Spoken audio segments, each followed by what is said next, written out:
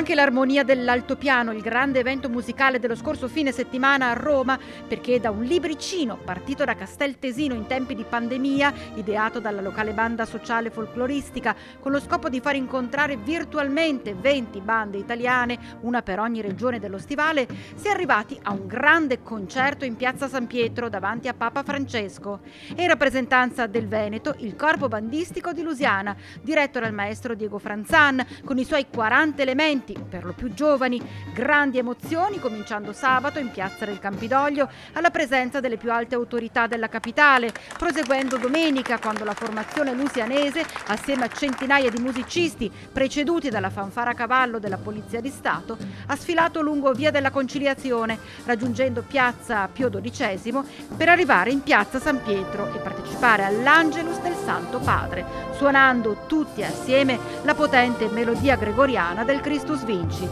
Ringrazio tanto le bande musicali di varie parti d'Italia. Grazie a voi che avete suonato tanto bene e spero che continuate a suonare un po'. Grazie.